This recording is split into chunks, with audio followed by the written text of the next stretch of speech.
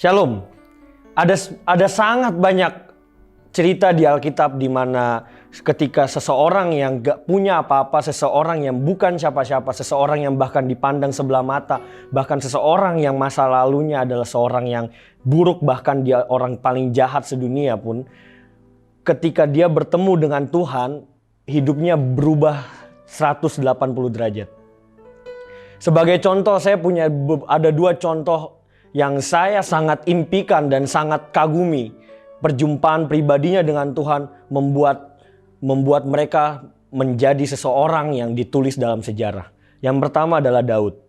Kita tahu semua Daud bukanlah orang yang hebat, bahkan dia seringkali dikucilkan di antara keluarganya.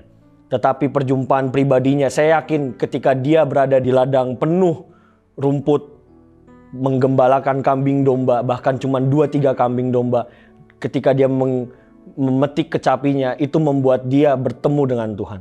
Dan sampai saat ini kita tahu bahkan Yesus pun dipanggil Yesus anak Daud. Yang kedua adalah Paulus. Paulus yang dulunya kita tahu seorang bernama Saulus, bahkan dia membunuh banyak sekali orang-orang, bahkan banyak sekali hamba-hamba Tuhan di zamannya. Bahkan salah satunya adalah Stefanus yang dia rajam dengan batu. Tetapi satu perjumpaannya dengan Tuhan yang membuat dia sadar bahwa dia hidup bukan untuk dirinya sendiri, dia hidup bukan untuk kekejaman yang dia sudah lakukan selama ini, dan dia memilih untuk berjalan bersama Tuhan. Bahkan di Alkitab Perjanjian Baru, sebagian besar yang tulis adalah Paulus. Dan bahkan sampai saat ini yang saya tahu, Rasul Paulus adalah rasul yang sangat pintar. Dia sangat pintar dan dia punya banyak murid di bagian belahan manapun negara. Saya pun punya cerita saya. Saya dilahirkan sebagai seorang yang di keluarga yang sangat-sangat cinta Tuhan. Pelayanan, bahkan saya pernah dapat penghargaan sekolah minggu tidak pernah bolos selama 1 tahun. Tetapi itu tidak menjamin untuk saya menjadi hidup sangat berkenan di hadapan Tuhan. Itu tidak menjamin saya untuk saya kenal dengan Tuhan yang saya sembah. Tetapi yang saya tahu adalah saya hanya hidup sebagai seorang Kristen biasa. Saya tidak mengenal Tuhan. Sampai satu waktu saya tetap pelayanan, saya tetap sembah Tuhan, saya tetap aktif dalam kegerakan Tuhan. Tapi saya jatuh bangun dalam dosa apapun. Dosa pornografi, bahkan dosa perzinahan. Saya selalu hampir setiap hari saya berantem sama teman saya. Bahkan saya pernah hampir pukul guru saya.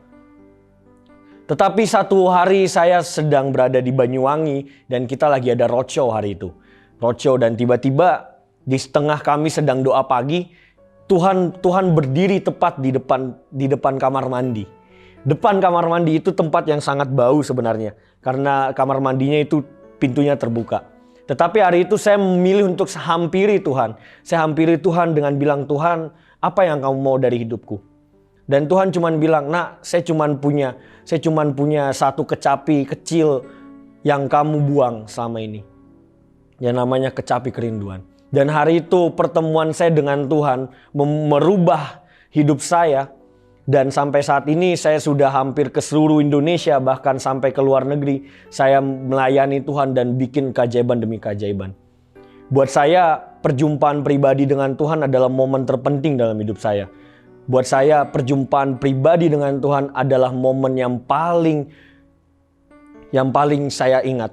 Dan itu yang bisa merubah hidup saya. Teman-teman semua yang nonton video ini, saya berharap engkau mengalami perjumpaan pribadi dengan Tuhan. Saya tidak tahu bagaimana caranya, saya tidak tahu bagaimana menjelaskannya seperti apa bertemu dengan Tuhan. Tapi kau harus alami sendiri perjumpaan pribadi dengan Tuhan. Daud, Paulus, bahkan saya pun bisa berubah karena perjumpaan pribadi dengan Tuhan.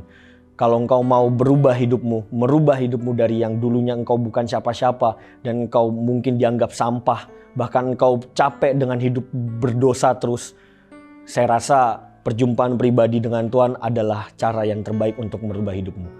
Terima kasih dan Tuhan Yesus memberkati.